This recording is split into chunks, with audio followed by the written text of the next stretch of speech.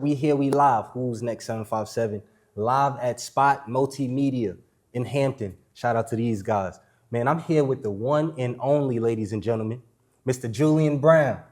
Nice to meet you. Nice to meet you Thank as you well. for having me, 757. Yes, sir. Thank you for coming out to Virginia. Absolutely. You know, I just walked into you getting the haircut and stuff like that, touching up. So you know, the hospitality is lovely so far right here in Virginia, huh? Absolutely. Thank you to David, my barber. Reached out to me in the DMs. It's been a lot of love out here in Virginia. Okay, love it, love it. So you know, let's talk about it. Mr. Julian, do you consider yourself a genius? I don't. I consider myself somebody that had opportunities and took advantage of every opportunity I had and had a lot of potential and made it kinetic. You say opportunities and stuff like that. So starting from a young age, you was into science and things like that. You thought you would be here today? No, I actually almost failed chemistry class. Okay. But I've always had a scientific mind when it came to questioning things and trying different things. So when I was gardening, I would apply hypothesis, a scientific theory to different ways of gardening. You know, I would always build with Lego blocks when I was a kid. That's the kinesthetic side of things. And then when I was in high school, junior, senior year, I was in welding class. Now in welding class, I'm learning how to put together things with metal, how to construct things in a professional way. And so all these things combined gave me a foundation of where I can build. And then on top of that, I was in karate from the age of 8 to 13. I'm a black belt in karate. It taught me discipline and perseverance that I apply to this day. Come on, this is great information for anybody looking to walk the same path. They got to understand this is what comes with it, you know. Exactly. So, you know, also you say welding. This is how you got to where's that? I'm not sure the location, but the backyard with all the plastoline is going down. Yeah. You know, all the these big metal objects I see. Wow. Right here, ladies and gentlemen. Gasoline made from plastic. I would love, you know, I like the smell of gasoline. Yeah, you want to? I would love to smell that. Here you go.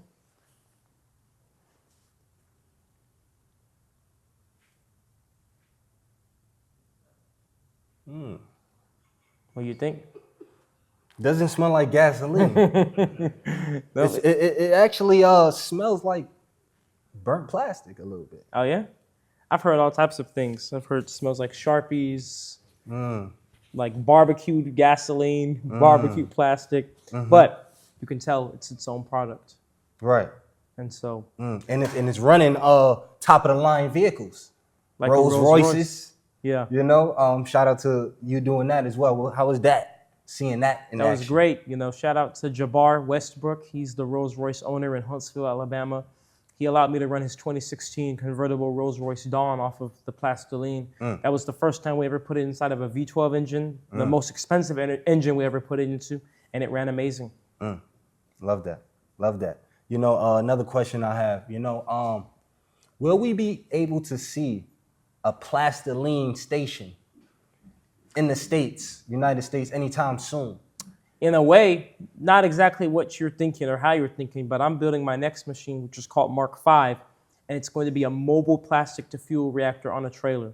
So in theory, this is a mobile gas station. Right. I'm converting plastic and making diesel, gasoline, and jet fuel right there, wherever plastic is. And it's always a start from somewhere, right? You can't obviously just go to a Plastoline station out of, you know what I'm saying? Yeah, but this is a start. This is the start. Yeah. And you're gonna mobilize it. Yeah. Love that. Love that. You know, so right now you're on a statewide tour. You know, what do you plan on gaining from, you know, visiting all these different states and locations and putting your product on display? So my tour actually hasn't started yet. I'm just going where I've been asked to go. So I'm in Virginia because I was asked to speak at Hampton University, Virginia State University, and I took advantage of that to say I want to also meet with the people. I want to do a meet and greet at Crave. Shout out to Lance. And so the actual real tour starts later in this year, around August. That's when I'm going to tour with my mobile machine and go across the entire United States, showing people directly before their eyes plastic going in one side of the machine, fuel coming out the other side, and then we fuel something with that. And the goal of this is to, I think it's going to change people's life to see the transformation, and it's also going to open up the doors necessary to elevate this process to where it needs to be, to get it in the right eyes. Right. So this is not going to be what we all see on Instagram in the backyard. This is going to be something more. It's going to be right in front of you. You're going to see it yourself. Meaning like a new equipment, like a new This is thing a new that's going to reactor. produce it. A new This reactor. is a brand new reactor being built on the trailer. And so it's going to be set up to where you yourself will see the entire process right there. So my typical shows would be, I have a venue. I will show up with my fuel. We'll put the fuel in a vehicle. Now the venue is going to be, everybody, bring me all the plastic you can. We're going to make the fuel right here on site, and we're going to fuel somebody's car. Crazy.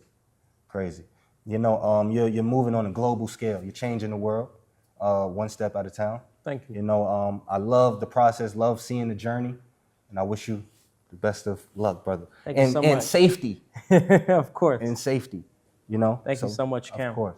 Thank you. Mr. Julian Brown, ladies and gentlemen, live on Who's Next 757. You see. Who's Next 757, Nature Jab. We live. We live. Thank you.